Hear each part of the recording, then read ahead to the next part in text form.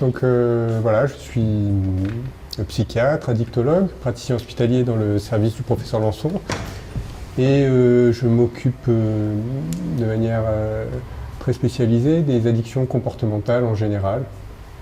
Donc aujourd'hui, Florence m'a demandé de vous parler des addictions aux jeux vidéo. En introduction, je vais poser un petit peu le cadre en partant de la définition des addictions comportementales et puis on va rentrer progressivement dans la spécificité des jeux vidéo. Alors,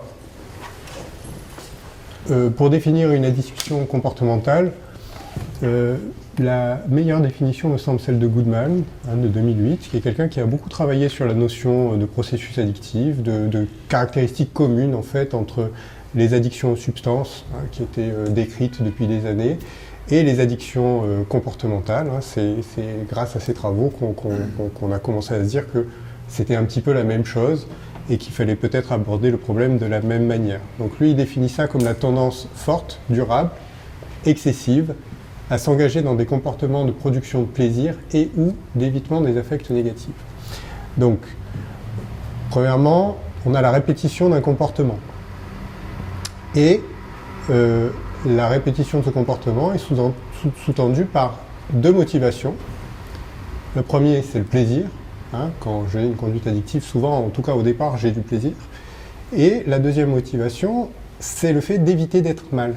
Et c'est une notion qui va être très importante, en fait, parce que ça va vraiment guider la prise en charge quand les gens ont des conduites addictives, quelles qu'elles soient. Mais c'est encore plus important dans les addictions comportementales. Si ils sont déprimés, anxieux, il va falloir traiter en parallèle ce trouble anxieux ou ce trouble dépressif pour que ça ne soit pas un moteur de la conduite addictive. Et donc, je retourne à la définition. Ces comportements, ils sont caractérisés par deux choses.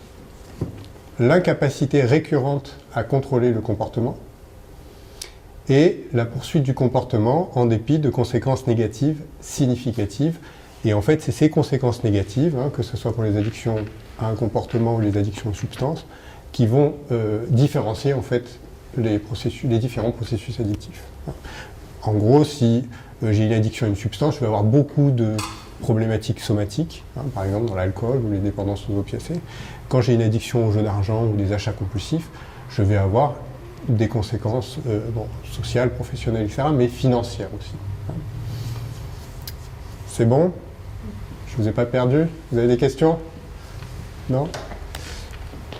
Alors, voilà une diapo qui illustre les addictions aux substances. Donc on voit l'alcool, le tabac, les médicaments. La seringue, c'est les opiacés. Et on va lister donc les différentes addictions comportementales. Les machines à sous, les jeux d'argent, les jeux vidéo, les troubles du comportement alimentaire, les achats compulsifs et les addictions sexuelles. Il y a aussi le sport, le travail, mais je ne les ai pas illustrés. Au niveau de la prise en charge, il y a un modèle qui est caractéristique en fait à toutes les addictions. On va faire une évaluation. Cette évaluation, elle va d'abord être psychologique, ensuite psychiatrique et addictologique. Ça, c'est vraiment les trois gros piliers sur une consultation. En premier rendez-vous, c'est vraiment les trois choses qu'on essaie d'évaluer assez rapidement. Au niveau psychologique, on évalue la motivation du patient. Donc la motivation du patient, c'est c'est sa propre demande ou est-ce qu'il est accompagné par ses parents, par exemple, comme dans les addictions aux jeux vidéo, chez les adolescents, et est-ce qu'il est vraiment prêt à se faire prendre en charge ou qu'il est pas du tout prêt, qu'il est un peu dans le déni. Donc on essaie de regarder ça. On essaie d'évaluer un petit peu en termes de prise en charge. On va travailler à un moment donné sur les pensées erronées qui sont liées à la conduite addictive, puis on peut travailler sur la prévention de la rechute. Au niveau psychiatrique, on va rechercher et traiter les comorbidités. Donc les comorbidités, c'est les troubles psychiatriques qui sont associés à la conduite addictive. C'est le trouble psychiatrique qui dicte l'hospitalisation, c'est-à-dire qu'on hospitalise très peu dans les addictions comportementales pour faire des sevrages, parce qu'en fait on n'a pas de rapport à une molécule donnée. Et donc c'est vraiment un trouble dépressif très sévère, des idées suicidaires, des choses comme ça qui vont nous imposer une hospitalisation. Au niveau addictologique, on recherche et on traite les co-addictions qui sont très fréquentes. Très souvent, on retrouve quasi systématiquement le tabac. Et puis on peut avoir une prise en charge, enfin une évaluation et une prise en charge sociale, hein, notamment dans les achats compulsifs ou les addictions aux jeux d'argent, où on va avoir beaucoup de problématiques financières, et puis potentiellement une prise en charge somatique. Bon, c'est beaucoup pour les addictions aux substances ou pour les troubles du comportement alimentaire. Bon, les gens qui souffrent d'addiction comportementale, ben, c'est une population qui est silencieuse. Hein. C'est des problèmes qui sont peu visibles, avec des consultations qui sont rares et souvent tardives dans le processus addictif. Je fais une petite pause, du coup. Quelqu'un a des questions? Non? Alors, on attaque sur les jeux vidéo. Alors, ce qu'il faut comprendre dans l'addiction aux jeux vidéo, bon, ben, c'est que jouer, c'est un comportement normal de l'être humain. D'accord? On joue depuis tout temps. On retrouve des traces de jeux au paléolithique avec les hommes préhistoriques qui ont inventé le yo-yo. Alors, au départ, c'était pas vraiment pour jouer, mais c'était pour taper sur la tête des animaux en haut d'un arbre et faire remonter en fait la pierre. Mais bon, voilà, c'est un comportement humain. Hein. Deuxième chose, on sait que 90% des adolescents passent plus de 2 heures par jour devant les écrans. Donc à une époque, enfin, moi quand j'étais plus jeune, c'était beaucoup la télé, mais maintenant ça s'est beaucoup diversifié. Donc bien sûr, il y a la télé, il y a la console, il y a le téléphone, il y a les tablettes, les ordinateurs, et puis ils ne font pas qu'une seule chose. Hein. On regarde la télé, là, on surfe sur Internet, on va sur les réseaux sociaux, on peut jouer à des jeux. D'accord ? Après, si on regarde un petit peu les jeux vidéo, c'est un marché énorme. Hein. C'est 30 milliards d'euros par an en Europe. C'est le produit culturel. Hein, quand je préparais mon exposé, là, je suis un peu documenté, enfin redocumenté, c'est le produit culturel le plus vendu, hein, devant le cinéma ou la musique. Il faut se rendre compte un petit peu de l'engouement actuel pour les jeux vidéo. En pratique, eh ben, ça veut dire que 13 millions de Français jouent au moins une fois par mois. 3,8 millions jouent au moins une fois par jour. Et en gros, 62 personnes, elle est un peu plus d'une personne sur deux, ont au moins joué une fois au cours des 6 derniers mois. D'accord ? Le jeu, ensuite, c'est en perpétuelle évolution. Hein. C'est de plus en plus nomade, hein. On joue sur son téléphone portable, on joue sur des tablettes, on joue sur des consoles. On peut jouer en ligne. Et puis là, je ne sais pas si vous avez fait attention, hein, mais Nintendo vient de sortir une console de salon qu'on peut emmener, transformer en console portable. En fait. Donc vous pouvez jouer dans votre salon, et puis quand vous devez partir, aller dans le bus, dans le métro, ou partir en voyage, voilà, avoir 2 heures de train, vous pouvez prendre la console avec vous et jouer comme si vous aviez une tablette. En fait. Donc on est sur quelque chose de plus en plus nomade. Alors concernant le profil des joueurs, mais il a considérablement changé. Le profil des joueurs, en gros, la majorité des gens, c'est plutôt 30-35 ans. Enfin, il y a 2 pics, hein. Il y a l'adolescence et puis en fait, il y a l'adulte jeune. En fait, hein. Les joueurs de 30-35 ans, c'était des joueurs qui ont connu, en fait, depuis leur plus jeune âge, les consoles de jeux. D'accord ?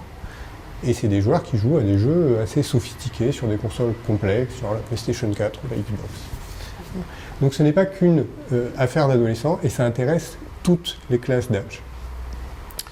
Il y a de plus en plus de joueuses, hein, même si la consultation, c'est majoritairement des hommes, hein, qu'on reçoit. Mais visiblement, les choses sont en train de bouger.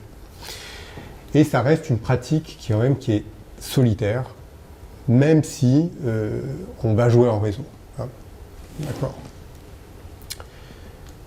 Alors ça, c'est un article intéressant que j'ai trouvé dans Le Point, là, en janvier de cette année, sur l'intelligence artificielle et en fait les joueurs de jeux vidéo. Et en fait, le prochain défi de l'intelligence artificielle, c'est d'essayer de battre un joueur professionnel de jeux vidéo. Je ne sais pas si vous avez un peu suivi l'histoire de l'intelligence artificielle, mais on a battu les joueurs d'échecs, on a battu le joueur de Go. Récemment, ils ont battu les joueurs de poker, alors pas dans des dynamiques complexes, hein, en face à face, mais...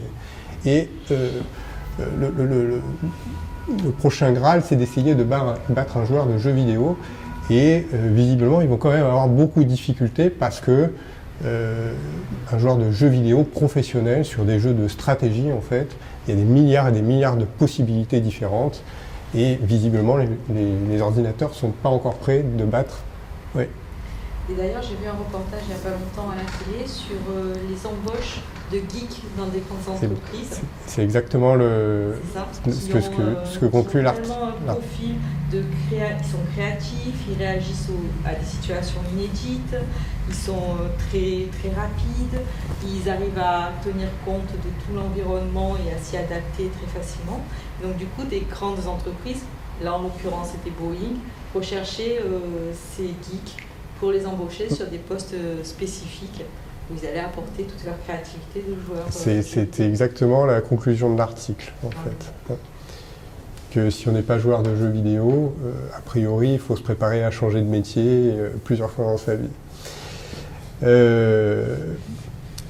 Voilà, mais effectivement, il y a cette composante-là, hein, effectivement, de la créativité des joueurs de jeux vidéo, mais il y a aussi, il va y avoir tout un marché hein, qui est en train de se développer, en fait, avec le e-sport, c'est-à-dire qu'on est en train de considérer certaines formes de jeux, hein, notamment les simulations sportives, les jeux de stratégie en temps réel, les jeux de tir aussi, qui peuvent beaucoup se jouer en équipe, comme des formes de sport avec des retransmissions sur Internet, en live, etc. Des compétitions énormes, hein, avec des stades qui sont remplis, avec des centaines de milliers de personnes qui regardent ça en direct sur Internet.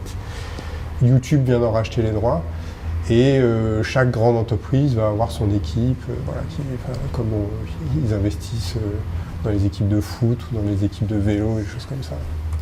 C'est vraiment en train de démarrer. Et l'idée, le rêve un peu hein, des adolescents actuellement, c'est vraiment de devenir professionnel de joueur de jeux vidéo. Un petit peu comme ce qui s'est passé en 2008 avec le poker. Hein, quand le poker est arrivé à la télé, tout le monde s'est mis à y jouer et tout le monde avait l'idée de faire comme Patrick Bruel, comme les joueurs de poker qu'on voit à la télé, de devenir un professionnel et gagner beaucoup d'argent. Bon. Il faut un profil particulier, je pense, pour les jeux vidéo. À mon avis, pas tout le monde va y arriver. Alors, au niveau des critères diagnostiques, donc très rapidement, c'est pas encore une pathologie qui est reconnue dans le manuel de psychiatrie, dans le DSM-5. Hein. La seule addiction comportementale qui est vraiment reconnue et qui vient d'être classée dans les addictions, c'est les addictions aux jeux d'argent. Donc on sait, hein, on soupçonne quand même cliniquement qu'il y a d'autres addictions, hein, donc on les a énumérées tout à l'heure, hein, le sexe, le travail, le sport, les achats, et l'usage pathologique des jeux vidéo. Donc dans le DSM-5, dans ce manuel, ils l'ont quand même... ils ne le considèrent pas comme une pathologie à part entière, mais ils ont émis des critères diagnostiques en fait, pour encourager la recherche dans ce domaine et pour que finalement, probablement, dans la prochaine réactualisation, on finisse, s'il y a suffisamment d'apports scientifiques, par recatégoriser les addictions aux jeux vidéo sur Internet, ils précisent, dans la catégorie des addictions. Donc ça nous donne quelques critères diagnostiques. Ça ressemble beaucoup à ce que je vous ai dit tout à l'heure, ça ressemble beaucoup aux critères diagnostiques qu'on retrouve dans les substances en fait. Hein. L'utilisation persistante et répétée d'Internet pour pratiquer des jeux, souvent avec d'autres joueurs, conduisant à une altération du fonctionnement ou à une détresse cliniquement significative, comme en témoignent au moins 5 des manifestations suivantes. Donc, des préoccupations par le jeu sur Internet, hein. Remémoration des expériences de jeux passés, planification des phases de jeu, hein. Le jeu sur Internet devient l'activité dominante. Alors c'est le jeu, mais des fois ça peut être aussi simplement visionner des gens qui jouent au jeu. Hein. Avec ces professionnels, etc. Sur YouTube, vous allez trouver des parties. Et donc voilà, on peut être interdit de jeu et se retrouver encore immergé dans le jeu en regardant des vidéos là-dessus. Des symptômes de sevrage quand l'accès au jeu est supprimé. Hein. Irritabilité, anxiété, tristesse, colère. Hein, ça peut aller jusqu'au chantage au suicide, hein, voilà, pour certains ados. Phénomène de tolérance, donc besoin de consacrer des périodes de temps croissantes aux jeux sur Internet. Des tentatives infructueuses pour contrôler la participation aux jeux sur Internet. Une perte d'intérêt des loisirs et divertissements antérieurs, à l'exception des jeux. La pratique excessive des jeux sur Internet est poursuivie, bien qu'il y ait des conséquences négatives. Je mens à ma famille, mon thérapeute, à mon entourage sur l'ampleur réelle des habitudes de jeu. Je joue, hein, ça on rejoint un petit peu la définition que je vous ai donnée au début, je joue sur Internet pour échapper ou soulager une humeur dysphorique. je mets en danger ou je perds une relation affective importante, un emploi ou des possibilités d'études à cause de la participation à des jeux sur Internet. D'accord ? C'est très classique en fait, dans les critères d'addiction en général. Enfin, on a remplacé un produit par Internet, aux jeux sur Internet. Alors il y a plusieurs formes de joueurs. Il y a les joueurs occasionnels.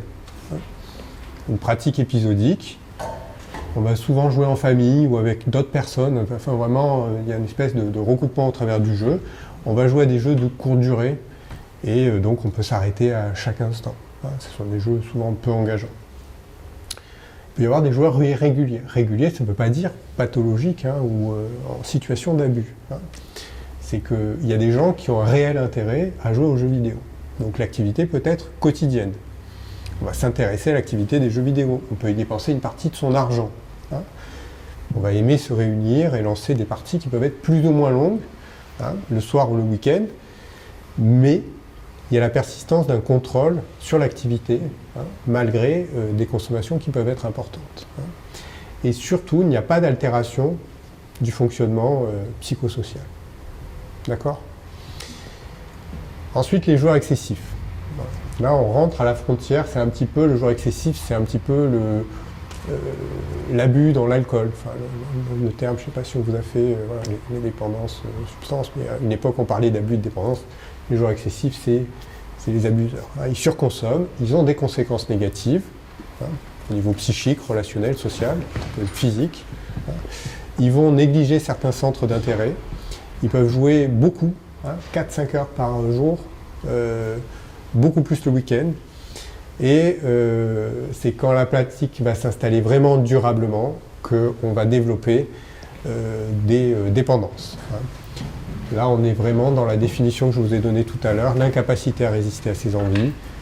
Le jeu n'est plus du tout un divertissement, mais c'est un besoin à assouvir, quitte à empiéter sur les activités qui sont vitales. C'est-à-dire on va jouer au lieu de dormir, on va jouer au lieu de manger, on va manger n'importe comment, on va réduire son temps de sommeil, donc on ne va plus arriver à gérer ses activités le lendemain, parce que souvent on joue la nuit, parce que c'est là qu'on nous laisse tranquille.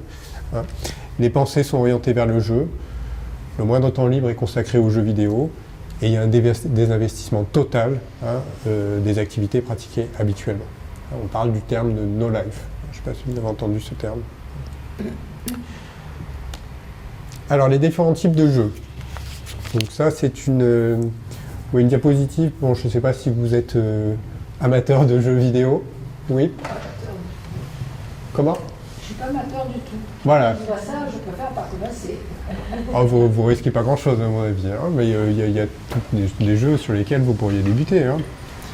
Le jeu, en fait, ce qu'il faut comprendre, je pense, c'est que la majorité des joueurs, c'est pourquoi j'ai insisté sur le fait que c'était quand même une activité ludique, etc., que beaucoup de gens pratiquent, c'est que la majorité des joueurs ne vont pas développer une dépendance. On retrouve ça, parce qu'on a peu d'études sur les jeux vidéo, je ne peux pas trop vous donner des chiffres ou des choses comme ça, mais on sait très, très bien, par exemple, dans les addictions aux jeux d'argent, on a au moins une personne sur deux qui joue dans l'année, on va dire, et sur donc 50% de la population, entre 18 et je ne sais pas quel âge, 65 ou 70 ans, il y a un peu moins de 1% des gens, peut-être 1,2% si on prend les abuseurs, qui vont développer une dépendance. Ça veut dire qu'il y en a 99% qui ont un très bon contrôle sur les jeux d'argent.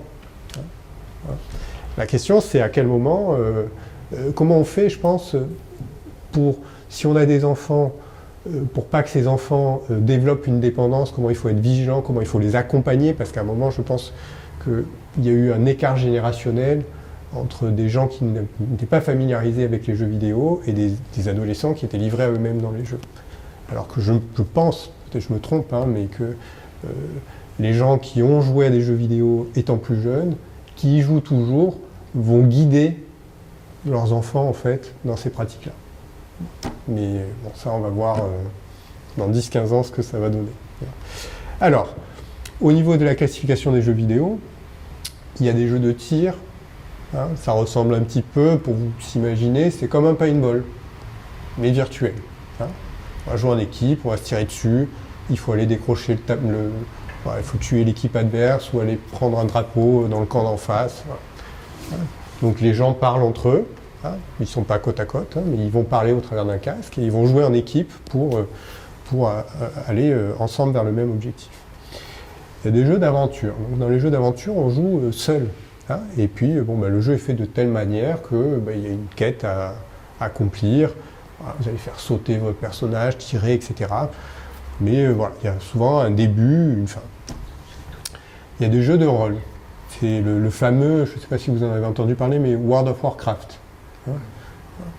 Donc ça, c'est le jeu de rôle, enfin en tout cas ce qu'on appelle les MMORPG. Hein. C'est le jeu de rôle online. Ça, c'est des jeux très engageants et très addictifs. Hein. Bon, je vais y revenir. Il y a des jeux de stratégie. Pareil, les jeux de stratégie, hein, ça fait partie de ce e-sport dont je vous parlais. C'est des jeux aussi qui vont être très addictogènes parce qu'il y a vraiment un côté stratégie qui intéresse énormément un certain profil de joueurs, notamment les gens qui ont des hauts potentiels. Il va falloir réfléchir très vite, agir très vite. Et c'est des jeux qui développent pas mal de dépendance aussi. Des jeux de simulation, pardon. Donc c'est les jeux de foot, hein, chaque fois je vous ai mis une petite vignette. Des jeux de gestion, je ne sais pas si vous avez entendu parler des Sims, par exemple. Les Sims, hein, vous avez un bonhomme, il faut le faire évoluer dans un monde, voilà, vous allez l'alimenter. J'y ai jamais vraiment joué, ça m'a jamais trop intéressé ce type de jeu, mais voilà, on se prend un peu pour Dieu et on va avoir des petits bonhommes qu'on va manipuler en fait. Et puis ce qu'ils appelaient dans cette étude-là, c'est les jeux d'application, c'est les jeux sur smartphone. Alors sur smartphone, le principe c'est souvent d'avoir des jeux relativement courts, mais puis il peut y avoir quand même des jeux assez longs, mais du coup qui vont prendre beaucoup de batterie. Donc les gens n'aiment pas trop. Hein. Donc je reviendrai sur ces types de jeux. Les jeux les plus problématiques, donc c'est les MMORPG, les Massive Multimedia Online Role Playing Game. Donc World of Warcraft, Minecraft, Dofus. Hein. Les MMORTS, ce que je vous disais, les Real-Time Strategy avec League of Legends. Et les FPS, c'est ce que je vous disais, le paintball, les First Person Shooters. Pourquoi ils sont problématiques? Parce qu'ils ont une accroche très très forte. Ils rentrent très vite dans le jeu et on est très vite accroché. Et surtout, on a des règles du jeu qui sont très engageantes. C'est-à-dire, comme souvent il y a des systèmes de groupe, hein, on est obligé de participer à un groupe pour progresser dans le jeu. On va être un petit peu dépendant du groupe, et on va se donner des points de rendez-vous, il va falloir être présent à certains moments pour jouer avec tout le monde. Et du coup, suivant le niveau des joueurs avec qui on joue, on peut vous demander d'être présent très souvent dans le jeu. Donc voilà des exemples encore d'images de FPS. Hein. Bon, je ne reviens pas, je vous l'ai décrit tout à l'heure. Les MMORPG, donc c'est un monde virtuel, hein, avec des dimension spatiale et temporelle illimitée, hein, quand je m'arrête de jouer, hein, quand j'éteins mon ordi, le monde, lui, continue à évoluer, hein, il y a des gens qui jouent en permanence dessus, voilà. Je crée un avatar, en fait, hein, un bonhomme, donc je peux choisir d'être un guerrier, un elfe, un nain, voilà, avec des caractéristiques propres, et l'idée, ça va être de faire évoluer ce personnage, et quand je serai suffisamment évolué, d'inclure une guilde pour jouer avec d'autres joueurs et continuer à évoluer dans ce monde. En fait, il y a des choses que je peux arriver à faire tout seul, et il y a des choses que je suis obligé de faire en équipe. Donc très souvent, on va quand même rejoindre une guilde pour pouvoir jouer à l'ensemble du jeu. Alors les motivations des joueurs de MMORPG, c'est l'immersion, c'est la découverte, l'exploration de l'univers du jeu. C'est jouer à un jeu de rôle, c'est personnaliser son avatar, hein, c'est créer un personnage virtuel. C'est l'accomplissement à la manipulation, c'est progresser dans le jeu. Il y a un côté compétition aussi, hein, qui sait qui va arriver le premier à tel niveau, à tel ranking, ou des choses comme ça. Et puis il y a un côté socialisation, puisqu'il faut inclure un groupe, et dans ce groupe, il faut être présent, il faut interagir avec les autres, au risque sinon de se faire exclure en fait. Hein. Voilà. Les MMORTS, c'est un petit peu différent. Hein. L'idée, c'est de gérer des ressources. Bon, c'est des jeux, on appelle ça récolter, construire, détruire. Hein, on va développer des bases. Et vraiment, la caractéristique, alors j'ai pas mis des vidéos, hein, mais c'est vrai qu'il faudrait voir ça en vidéo, en temps réel. Hein, la petite image qu'on voit en bas à droite, on a un petit bonhomme, mais en fait, en face, vous jouez en équipe, vous avez des adversaires qui jouent au même temps que vous, et il va falloir agir, réagir en fonction de ce que fait l'adversaire en permanence. Et c'est des jeux qui sont vraiment très très engageants parce que c'était le sujet de l'article de tout à l'heure. Hein. C'est des jeux voilà, qui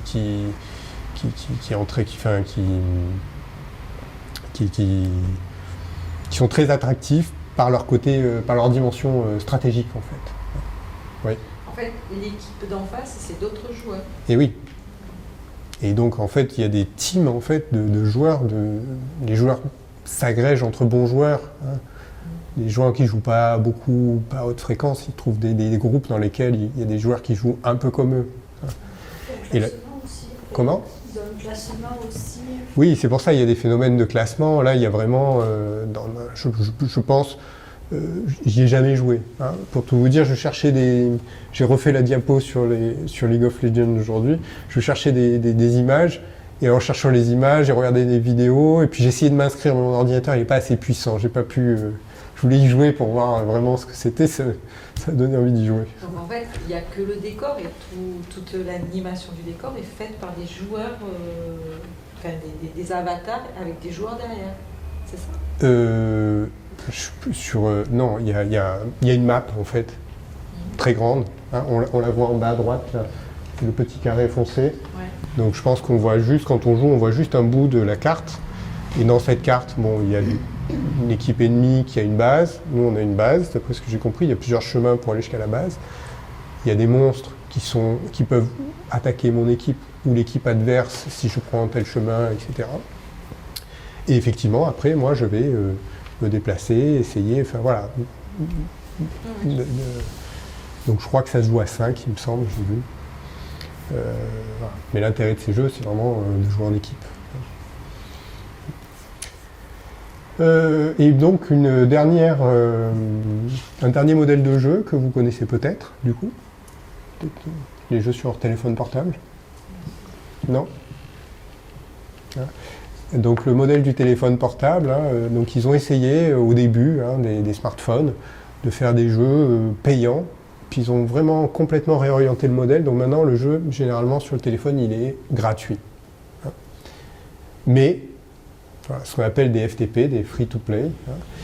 Mais on va mettre des mécaniques de jeu, en fait, qui vont vous donner envie de payer pour progresser un petit peu plus vite. Comment ? Il fallait dire que ça leur apporte un peu. Et bien sûr. Voilà. Et il y a des créateurs de jeux qui sont super forts là-dedans. C'est-à-dire, voilà, c'est avec des jeux qui rapportent énormément. Donc le concept, c'est des jeux qui sont basés sur la frustration. C'est-à-dire, vous vous inscrivez, par exemple, sur la diapo précédente, le jeu en bas à gauche, c'est Clash of Clans. C'est un jeu sur lequel, au départ, vous avez un tout petit hôtel de ville avec 2-3 bâtiments à côté. Là, sur l'image que vous voyez, c'est un village assez développé. Et donc, l'idée, c'est de faire progresser son village. Donc, pour construire le premier bâtiment, ça va prendre 5 secondes. Hein. Puis, il va vous dire, allez-y, passez-le en niveau 2. Donc, ça va vous prendre 15 secondes. Bon, donc, vous progressez très vite. Puis, d'un coup, à un moment, pour améliorer le bâtiment, il faut un peu d'or que vous n'avez pas. Et puis, une fois que vous avez réussi à récolter de l'or en faisant différents trucs dans le jeu, vous lancez votre bâtiment, et là, le bâtiment, il met 1 heure à se construire, en fait. Et puis, plus vous allez avancer, puis à un moment donné, les bâtiments, c'est plus 1 heure, c'est 15 jours, pour aller au niveau suivant, etc. Et donc, c'est des jeux qui sont basés sur la mécanique de la frustration, c'est-à-dire qu'à un moment donné, vous n'avez plus envie d'attendre, il vous manque des ressources, vous allez mettre de l'argent dans le jeu pour acheter des ressources virtuelles. Il vous manque, vous n'avez pas envie d'attendre, vous avez envie d'avoir votre bâtiment qui est construit tout de suite pour pouvoir accéder à des nouveaux héros, des choses comme ça. Vous allez mettre de l'argent pour acheter du temps, en fait. Voilà. Donc ça, c'est le premier point. C'est basé sur la frustration. C'est basé sur l'engagement. C'est fortement lié à la routine. Comment ils font ? Ils vous donnent, je ne sais pas si vous avez vu, si vous venez tous les jours, par exemple, vous aurez une récompense qui sera de mieux en mieux sur la semaine, par exemple. Donc si vous venez vous connecter 7 jours consécutivement, vous aurez une super récompense.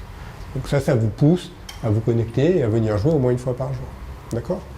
Et là, la diapo que j'ai laissée à côté, par exemple, C'est un jeu dont il y a la publicité à la télé. Donc vous en avez peut-être entendu parler, c'est Clash Royale. Donc ça, c'est le jeu qui rapporte le plus d'argent actuellement sur l'Apple Store. Il y a je ne sais pas si vous avez vu sur l'Apple Store, il y a les applications les plus rentables. Bon, ben, c'est ce type de jeu, en fait. Alors, eux, ils sont super forts parce que pour vous faire revenir, en fait, bon, il y a des coffres, là, vous voyez en bas. Donc, dans ces coffres, en fait, vous allez avoir des cartes. C'est un jeu de cartes, en fait. Mais, à la différence de jeux de cartes qui se jouaient en tour par tour, c'est-à-dire je vais avoir des cartes dans ma main et je vais combattre un adversaire en face qui a lui aussi des cartes. Il joue une carte, je perds des points, c'est à mon tour, je joue, c'est en tour par tour, comme si on jouait vraiment, réellement à un jeu de cartes. Là, vous avez l'association d'un jeu de cartes avec RTS, le jeu dont je vous ai parlé tout à l'heure, League of Legends. Alors en version beaucoup plus simplifiée, hein, mais vous jouez, vous choisissez 8 cartes d'un jeu de 50 ou 60 cartes, l'adversaire pareil, et vous allez poser sur une aire de jeu vos cartes pour essayer de prendre les tours adverses, en fait. Donc ces cartes, elles se transforment en personnages animés, et il faut réagir en temps réel sur ce que fait l'adversaire, etc. Donc voilà, donc il associe en fait deux composantes, c'est le RTS, le côté stratégique, et un deuxième côté qui est très addictif en fait, qui est le hasard qu'on va avoir pour avoir les cartes de notre jeu. C'est-à-dire que dans les coffres, j'ai des cartes, et ces cartes, elles ont une certaine fréquence d'apparition, il y a des cartes qui arrivent très souvent, qui sont très fréquentes, et il y a des cartes qui sont extrêmement rares, mais extrêmement puissantes. Et en fait, les joueurs, à chaque fois qu'ils ouvrent un coffre, ils espèrent qu'ils vont avoir une nouvelle carte, voilà. Et donc ces coffres, on peut les ouvrir toutes les 3 heures, toutes les 8 heures, toutes les 7 heures, enfin, ça dépend les moments. Il y a en haut à droite, là, il y a le petit coffre en or où il y a écrit 3h29, mais dans 3h29, on va pouvoir jouer le coffre à couronne. C'est pareil, il faut gagner des couronnes pour pouvoir le débloquer, etc., tous les jours. Et donc on fait revenir en permanence le joueur dans le jeu, alors pas longtemps, hein, mais voilà. La personne prend ses habitudes. Une fois qu'elle a ses habitudes, elle va faire des micro-paiements dans la boutique virtuelle pour essayer d'aller un petit peu plus vite et d'améliorer un petit peu plus vite son jeu, en fait. Voilà. Ils sont super forts. Ils ont, à l'intérieur du jeu, ils montrent des vidéos de gens qui jouent au jeu pour voir les cartes qu'ils ont utilisées, etc., pour se faire une idée, pour essayer de faire des associations différentes, etc. Ils ont tout mis à l'intérieur du même jeu, c'est même pas la peine d'aller sur YouTube pour voir comment les gens y font, etc. Voilà, donc on appelle ça des free-to-play ou des buy-to-win, hein, acheter pour gagner, ou des pay-to-accelerate, hein, les payer pour accélérer. Voilà. Alors, quel impact sur la vie du joueur, hein, quand on a une addiction, une vraie, il y a un appauvrissement de la vie sociale. Hein, ça, c'est caractéristique à toutes les addictions. Une perturbation de la vie affective et sexuelle, des décrochages scolaires ou professionnels. Au niveau physique, il y a un manque de sommeil qui est vraiment très fréquent, et une mauvaise alimentation et une hygiène de vie, avec les grignotages, arrêt de toute activité physique, des céphalées, rigidité de la nuque, hein, les gens ont des très mauvaises positions, sécheresse oculaire, canal carpien. Le canal carpien, c'est parce qu'ils sont sur le... C'est comme les secrétaires, hein, qui tapent beaucoup à l'ordinateur, et des tendinites. Alors au niveau des troubles psychiatriques associés aux addictions aux jeux vidéo, moi je recherche systématiquement des hyperactivités. Je ne sais pas si vous êtes familier avec ce terme-là, hein, c'est des troubles attentionnels, hein, avec hyperactivité et impulsivité. Hein, c'est des troubles généralement qu'on détecte chez l'enfant, mais il y a beaucoup de gens en fait, en tout cas en psychiatrie adulte, qui ont ce type de troubles et qu'on détecte à l'occasion de conduite addictive ou de polyaddiction. Des hauts potentiels intellectuels, c'est des gens qui sont surintelligents, hein, donc si vous avez bien suivi, si vous n'avez pas trop perdu pendant la durée de l'exposé, mais ces gens surintelligents souvent adorent jouer aux jeux de stratégie, hein, donc des fois quand on discute avec le patient, ne serait-ce que sur le jeu auquel il joue, on arrive déjà un petit peu à s'orienter au niveau diagnostic. Puis après, bien sûr, il y a les troubles de l'humeur, troubles dépressifs, troubles bipolaires et troubles anxieux. Ça, c'est assez standard. En termes de prise en charge, alors, je pense qu'il faut vraiment faire attention avant 18 ans, après 18 ans. En fait, avant 18 ans, à mon avis, c'est des jeunes qu'il faut orienter vers des services de pédopsychiatrie. Il faut vraiment privilégier cette prise en charge en premier, parce que les adolescents sont souvent, c'est ce que je vous disais, dans le déni. Hein. Ils sont ce qu'on appelle en phase de pré-contemplation, ils ne sont pas du tout conscients de leurs problèmes. Hein. Ils vont dire que c'est une passion, que leurs parents les empêchent de jouer. C'est pour ça qu'avec les adolescents, le premier entretien se fait toujours avec la famille, parce que sinon on va vraiment avoir une consultation avec une minimisation des troubles. Et on sort de la consulte, on dit bon, c'est bon, il n'a rien. Alors que quand vous voyez que ses parents, les parents, ils expliquent tout ce qui se passe. Et à ce moment-là, on peut discuter un petit peu plus calmement avec l'adolescent et essayer en fait de faire ressortir chez lui le côté problématique, que lui dise qu'effectivement il exagère un petit peu, etc. et qu'on pourrait peut-être essayer de réduire tout ça. Bon. Mais je pense qu'il vaut mieux aller sur des services de pédopsychiatrie parce qu'ils sont mieux structurés autour de la problématique adolescente et qu'il ne va pas falloir cristalliser toute la prise en charge sur l'addiction aux jeux vidéo. Il peut être en souffrance, cet enfant, donc il peut nécessiter une prise en charge spécifique pédopsychiatrique ou psychologique. Il peut y avoir beaucoup de problèmes à l'intérieur de la famille, et puis du coup, l'addiction aux jeux vidéo, c'est la partie immergée de l'iceberg, et à ce moment-là, on va faire plutôt des thérapies familiales, des choses comme ça. Et je pense qu'il ne faut pas du tout le psychiatriser ou l'addictologiser trop rapidement en fait, parce que le risque c'est qu'il s'enferme dans cette prise en charge-là et qu'on méconnaisse le reste. Puis il y a aussi que dans les pédopsychiatres, ils sont en contact avec toutes les structures éducatives, ce que nous on ne fait pas du tout. Donc voilà. Donc avant on les prenait en charge, maintenant on essaie de travailler vraiment avec les services de pédopsychiatrie. Après 18 ans, on va faire comme toute addiction comportementale, hein, c'est-à-dire on va faire cette évaluation dont je vous ai parlé au départ, hein, et puis on va prendre en charge de manière conjointe le trouble psychiatrique si on en retrouve, et le trouble addictif au travers d'un suivi psychiatrique et psychologique. Alors chez les joueurs de jeux vidéo, je pense la reprise d'une activité physique, hein, parce qu'on a la chance d'avoir en réhabilitation un prof de sport, c'est quelque chose de très très important parce que ça les permet de sortir de chez eux, ça les permet de se relancer. Vous avez une question? Non? Non, je croyais que vous leviez la main, mais c'est pas grave. Alors, en termes d'adresse, au niveau pédopsychiatrique, un service qui est un petit peu au courant de la problématique, c'est le service du professeur Da Fonseca Salvatore avec le docteur Campredon. Sinon, pour ceux qui regarderaient la vidéo sur Internet, il faut s'adresser à un CMPP, un centre médico-pédopsychiatrique ou pédopsychologique, de son secteur, en fait, de son arrondissement. Après 18 ans, on peut s'adresser à une structure qui est spécialisée en addictologie, donc c'est les XAPA. Donc c'est pareil, il faut taper XAPA dans Google, près de chez soi, et on trouve le centre d'addictologie le plus proche. Alors ils ne sont peut-être pas forcément spécialisés dans les addictions aux jeux vidéo, mais en tout cas ils sont en capacité de diagnostiquer le problème et puis de vous orienter sur le centre de référence. Et puis, si vous êtes sur Marseille, c'est dans le service du professeur Lançon, à l'hôpital de la Conception.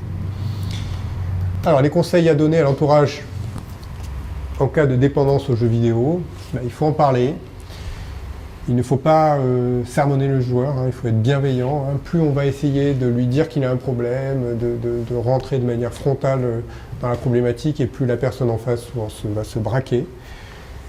Il faut essayer de comprendre. C'est pour ça que je vous disais, je pense que peut-être qu'avec une génération qui connaissait les jeux vidéo, maintenant ça va être un petit peu différent parce que les gens vont s'intéresser à ce qu'ils font. Ils vont probablement jouer avec leur enfant en fait, hein, je pense. Mais il faut essayer de comprendre ce qui se passe dans les jeux vidéo, ce qu'ils aiment, peut-être essayer de jouer un petit peu avec eux. Il faut s'intéresser à l'univers, voilà, demander de le faire découvrir. Il faut poser des limites, ça chez les enfants c'est obligatoire. On ne peut pas laisser un gamin sans limite. Donc c'est arbitraire, mais ça peut être 2 heures par jour maximum en semaine, 4 heures le week-end. Il faut instaurer une véritable dynamique familiale, hein, des repas en commun, des temps d'échange, des activités en commun. Enfin, il faut relancer les choses. Ça marche chez les ados, hein, ça ne marche pas chez les adultes. Chez les adultes, c'est un petit peu différent. Il faut l'encourager à reprendre une activité physique ou faire quelque chose qui est susceptible de l'intéresser. Il faut le renforcer positivement, hein, puisqu'il se renforce très souvent positivement au travers du jeu, hein, dans ses compétences de joueur. Et puis si tout est en échec, il ne faut pas hésiter à contacter un professionnel. Donc en conclusion, jouer aux jeux vidéo, c'est fréquent, c'est pas grave, je pense qu'il ne faut pas forcément le diaboliser. L'addiction aux jeux vidéo reste un phénomène rare, mais c'est quand même une réalité. Et voilà, il y a de troubles psychiatriques associés relativement fréquents, notamment d'hyperactivité et des hauts potentiels. Est-ce que vous avez des questions? Bon, d'abord, c'est une horreur quand on entend ça, pour moi. Mais je voulais savoir si les gens qui devenaient donc addicts aux jeux vidéo, bon, ils peuvent être addicts à beaucoup d'autres choses. Pas forcément. Non, c'est des... Et ouais. je voulais savoir si... Donc moi j'ai un fils qui s'appelle et qui était addict à l'alcool. Mhm. Voilà. Est-ce que c'est le même principe? Est-ce qu'il faut avoir... Là, il n'y a pas de base de schizophrénie ou quelque chose, non? Là, si, il peut y avoir, j'en ai pas parlé, mais ça peut être un mode d'entrée dans la schizophrénie. Ah, mais je l'ai pas dit alors. Oui, je vais poser la question. Mais si, parce que en fait, souvent, je vous ai dit, après, quand on a l'habitude, quand on discute un petit peu de ce que font les gens sur Internet, etc., à quoi ils jouent, très souvent, dans la schizophrénie, par exemple, ils jouent très peu à des jeux en réseau, en fait, où ils vont jouer tout seuls. C'est totalement anormal. Voilà. Et ça peut aiguiller. Bon, après, des fois, ils vont jouer en réseau, etc., mais voilà. Mais après, en termes de co-addiction, il peut y avoir le cannabis. Bon, il peut y avoir des polyaddicts comme toujours, mais c'est quand même très rare. Hein. Très souvent, ils ont un point d'intérêt, c'est les jeux vidéo et c'est tout en fait. Et j'allais te poser aussi la question sur la schizophrénie. Et j'avais une autre question, c'est est-ce qu'on connaît le profil socio-professionnel, socio-culturel des joueurs addicts? Non. Est-ce qu'il y a... On ne sait pas, le milieu social? Non, il y a très peu d'études. Voilà, j'ai fait au plus simple, hein, mais il y avait une étude sur les adolescents, mais même ils ne reprenaient pas le profil socio-culturel. Ce qu'il faut comprendre, c'est que, par exemple, dans les jeux d'argent, la médicalisation des jeux d'argent, donc son inscription dans le manuel de psychiatrie, c'était dans les années 80. C'est dans le DSM 3. Là, on est dans le DSM 5. Et donc, de 1980 à 2017, il s'est écoulé 37 ans de recherche. C'est-à-dire qu'entre 80 et les années 2000, les critères ils ont changé. Mais il y a eu une production scientifique parce qu'on avait des critères diagnostiques et que le monde entier a pu s'intéresser à cette problématique-là et puis faire les recherches dans son coin et puis lire les recherches des autres et puis avancer. Donc on a 40 ans de recul, toutes ces données-là, jusqu'à il y a 5-6 ans, on n'avait pas l'épidémiologie, la prévalence de la problématique des jeux de hasard et d'argent en France. Je ne sais pas si tu vois le retard qu'on avait déjà par rapport à d'autres pays comme les États-Unis ou le Canada qui s'intéressaient à cette problématique depuis vraiment les années 80. Nous, on s'est vraiment intéressé aux jeux d'argent il y a une dizaine d'années, avec des enquêtes de prévalence récemment, notamment par rapport à l'entrée, à la libéralisation des jeux en ligne, hein, en fait, hein, parce que voilà, le marché sur Internet des jeux d'argent. Et pour les jeux vidéo, en fait, les critères diagnostiques, ils sont sortis cette année, hein, en français. Donc voilà, il va y avoir toute une recherche qui va se mettre en place à partir de ça, hein, je pense. Donc pour l'instant, je vous ai mis des chiffres, c'est 1 à 3%, mais faut les chercher. Voilà, c'est probablement ça, hein, je pense qu'on est dans l'ordre de 1% à mon avis. Mais après, en profil, je pense qu'il y a tout type de profil. Hein, parce que ça peut aller de gens qui ont des troubles psychiatriques assez sévères à des gens qui ont des hauts potentiels. Et c'est vrai que dans les formes de jeu, on peut s'intéresser à plein de choses différentes, en fait. Au sujet des jeux d'argent, le problème, c'est une mère qui m'avait raconté ça. Son fils s'était mis à jouer au poker et il gagnait sa vie. Mmh. Alors, donc, il ne cherchait pas du boulot, quoi. Oui. Elle me disait, il gagne bien sa vie. Oui. Donc, il continue. Mais en fait, il y a beaucoup de gens qui jouent au poker qui espéraient correctement gagner leur vie avec. Oui, mais je ne dis pas qu'il gagnait des millions, Mais il y a beaucoup voilà. de smicards du poker, en fait. Hein. On va passer des heures et des heures à jouer au poker et pour en tirer 500 € par mois. Hein. Voilà. Donc, mais bon. Les gens, dans ces activités-là, les gens finissent par s'enlacer. Hein. C'est-à-dire que quand ça fait 10 ans que en fait, on espère toujours aller un petit peu plus haut, percer, etc. Et quand ça fait 10 ans que vous gagnez 1000 euros, à un moment donné, on perd un peu la flamme qu'on avait étant plus jeune pour jouer au poker, hein, parce que c'est quand même très répétitif, très routinier. Voilà, il faut une certaine discipline quand même. Hein. Et en fait, on s'ennuie à la fin. Mais effectivement. Voilà. Et il y a beaucoup de gens qui voulaient devenir professionnels, et avec la libéralisation des jeux en ligne, enfin du poker en ligne, il y a eu des lois, il y a des prélèvements obligatoires, les gens ils sont obligés de déclarer leurs revenus parce qu'ils sont considérés comme professionnels, etc. Et en fait, ça devient très difficile de gagner de gagner sa vie. Hein. Il y a eu des grosses faillites de joueurs de poker. J'ai lu, je m'intéressais un peu à des blogs, de gens à qui on a réclamé des arriérés d'impôts.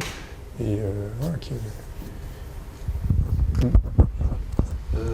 quelles sont les techniques pour empêcher cette addiction par exemple, moi j'ai un fils qui est diagnostiqué schizophrène, qui passe beaucoup de temps, mais pas sur des jeux vidéo, sur des jeux en ligne tels de Go ou d'échecs japonais. Mm-hmm.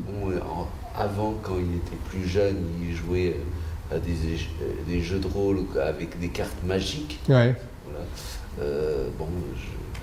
Voilà. Et c'est sûr que ça lui prend beaucoup de temps, et même il passe les nuits, souvent le matin pour se réveiller, parce qu'il est en train de jouer sur une partie de Go, une partie de jeux d'échecs japonais, etc. Est-ce qu'il y a... est-ce qu'il y a des techniques? Non, il n'y a pas de recette miracle. Hein. Ouais.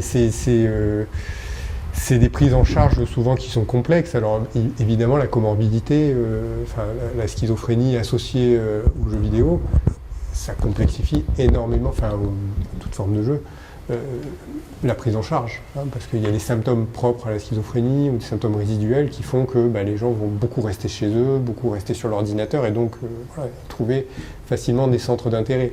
Donc il y a une articulation qui va se faire beaucoup avec la réhabilitation si le patient est demandeur. Parce que dans ce cas-là, oui, il y a une problématique addictive, mais il y a surtout, je pense, une problématique plus de réhabilitation, de réinsertion sociale, professionnelle, comment on s'occupe. Je ne sais pas si... Puis il y a aussi tout cet aspect Internet, en particulier sur Facebook, où ça prend, on peut passer beaucoup de temps. Sur Facebook? Sur Facebook. Oui, moi, on peut passer énormément de temps sur Internet en général. Hein. Il y a des gens qui surfent, il y a des gens qui sont sur les réseaux sociaux, parce que là on parle des jeux vidéo, mais en fait c'est des activités groupées. Hein. Les gens ils peuvent jouer, faire plusieurs choses à la fois. Mais effectivement, je pense que la problématique d'Internet, c'est son accessibilité. En fait. Ouais. C'est-à-dire que comme c'est à la maison, si vous voulez, il y a 10 ans, peut-être 15 ans, quand j'ai ouvert la consultation sur les jeux d'argent, en fait, il y a des gens qui venaient pour les jeux vidéo. Alors, c'est tellement différent que, je pataugeais un petit peu, mais on leur conseillait à l'époque de couper Internet, ce qui n'est plus possible actuellement. Hein. Là, maintenant, les stratégies dans la prise en charge d'addiction, c'est vraiment une réduction des risques, une diminution des comportements. Hein, mais on ne propose plus à quelqu'un de supprimer Internet ou d'arrêter de jouer du jour au lendemain, parce que de toute façon, sinon les gens ne reviennent pas en consultation. Hein. Souvent, l'objectif des gens, c'est d'aller sur une consommation contrôlée. Voilà. Après, on peut réviser les objectifs en cours de prise en charge, mais voilà, on va plutôt faire comme il veut au départ, parce que sinon, il ne reviendra pas. Et le problème des gens qui passent beaucoup de temps sur Internet, c'est que dès qu'ils vont s'ennuyer, ils vont y retourner en fait. Hein. Et dans la schizophrénie, il y a beaucoup de symptômes déficitaires qui font que les gens sortent peu de chez eux et donc vont aller très facilement vers les écrans. Après, le jeu de Go et les échecs chinois, c'est des jeux pas faciles, hein. C'est des jeux intéressants. Ouais.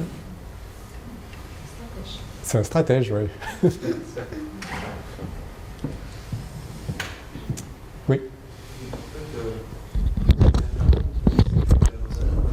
Sur la prise en charge des addictions, mais d'une manière assez spéciale, c'est en Chine et en Russie où ils enferment les adolescents dans des espèces de camps. Et est-ce qu'on a un retour sur... Est-ce que on a un retour sur ce genre de méthode? C'est à la dure, hein. Moi, j'avais entendu parler il y a quelques années d'un camp en Hollande, mais plus basé sur... donc je pense qu'il ne devait pas y avoir d'accès à Internet du tout, mais il y avait vraiment une reprise des activités physiques, et notamment de certaines activités à sensations fortes, enfin, soit en parachute, ou soit à l'élastique, enfin, voilà, de restimuler les gens par d'autres moyens que par le jeu vidéo. Je trouvais ça assez intéressant, parce que c'est vrai qu'après, en termes de prise en charge, il y a beaucoup, dans l'addiction aux jeux vidéo, il y a pas mal de problèmes. C'est-à-dire que souvent, les adolescents, ils ne veulent pas se faire prendre en charge. Donc, ils sont amenés sous la contrainte. Et donc, ça ne marche pas bien dans les addictions. Après, quand les gens sont là, il y a cette inversion du rythme nictéméral jour-nuit qui font qu'ils ont beaucoup de mal à venir en consultation, en fait, parce qu'ils vivent la nuit et le jour, ils ne sont pas trop en phase. Et ils sont très difficiles à mobiliser. Donc c'est vrai que des structures un peu standards, ça leur correspond pas trop et qu'il faudrait vraiment, je pense, des choses axées sur l'extérieur, le sport. Il faudrait peut-être monter une fondation rien que pour ça. Enfin, voilà, donc on fait avec les moyens du bord, mais c'est une prise en charge pas facile. Je suppose que la prise en charge des addictions, quand on enferme les gens, sur le moment, certainement, ça marche. Et après, il faut arriver à trouver comment faire dans la vie quotidienne. Alors là, je crois que c'est encore plus dur. Enfin, c'est quasi militaire, non? C'est ça, c'est de l'enfermement militarisé. Mais non, mais après, c'est vrai que dans la prise en charge des addictions, enfermer quelqu'un, par exemple, on le sait dans les addictions à l'alcool. Hein, pendant longtemps, on a pris les gens, on leur a fait faire des cures de sevrage sans préparer la cure avant et la sortie derrière. Et les gens, ils rentraient, ils ne buvaient pas le temps de l'hospitalisation s'ils ne buvaient pas en perme, hein, parce qu'ils pouvaient quand même s'alcooliser. Et puis, le jour de la sortie, c'était la rechute magistrale. Donc ça, ce modèle-là, on le connaît bien. C'est pour ça que je vous disais au départ, pour moi, c'est le trouble psychiatrique qui guide l'hospitalisation. Si les gens sont excessivement déprimés, très suicidaires, des choses comme ça, c'est une urgence psychiatrique et on va l'hospitaliser. Ou s'il fait un état maniaque, ou un état délirant, ou des choses comme ça. Mais l'addiction en elle-même, on peut, si c'est vraiment préparé, planifier une hospitalisation. Dans les problématiques d'alcool, si c'est bien préparé avant, à ce moment-là, on dit « Ok, on fait une petite hospite, 3 semaines pour le sevrage, pour vous aider à vous détacher de l'alcool, et puis on reprend le suivi derrière. » Dans les addictions aux jeux vidéo ou des choses comme ça, on peut discuter, ou dans les achats compulsifs, on peut discuter avec le patient d'une hospitalisation quand on sent que vraiment c'est hyper compulsif, qu'à un moment donné, il n'y a plus aucun contrôle, mais c'est toujours en accord avec le patient, c'est jamais imposé en fait. Parce que sinon, voilà. Et c'est vrai que du coup, un petit temps, une pause en fait, vraiment dans la conduite addictive, ça peut permettre de partir sur d'autres bases. Voilà. Mais c'est très rare. Vous connaissez tous les jeux, vous les faites pour savoir? Je connais presque tous les jeux. Presque. Ouais. Que certains médicaments, des psychotiques, génèrent des puissantes envies de jouer. Alors c'est vrai pour les jeux d'argent. Ouais. On l'a montré dans le service en fait. Hein. Et il n'y en a pas beaucoup. Hein. Au niveau des antipsychotiques, normalement c'était un agoniste en fait des récepteurs dopaminergiques, donc l'Abilify, pour lequel il faut faire attention quand on met le traitement en fait. C'est-à-dire qu'on va surveiller. Moi je ne m'interdis pas de le prescrire, hein. Je m'occupe des addictions aux jeux d'argent. Si j'ai un patient qui a un trouble bipolaire ou qui est schizophrène, je vais lui prescrire quand même de l'Abilify, ça ne me dérange pas. Mais par contre je vais faire attention que l'addiction ne flambe pas derrière. Hein. Ça c'est très important. Et puis ça a été aussi montré dans la maladie de Parkinson. Hein. C'est-à-dire qu'il y a des médicaments anti-parkinsoniens qui sont des agonistes dopaminergiques, donc qui jouent sur la dopamine, qui créent des dépendances, notamment des addictions sexuelles, addictions au sucre et addictions au jeu d'argent. Voilà, ça c'était connu et c'est comme ça en fait qu'on s'est dit que l'Abilify, qui ressemble beaucoup en fait aux médicaments anti-parkinsoniens, avait probablement le même type d'effet. Donc là, il y a pas mal d'articles maintenant là-dessus.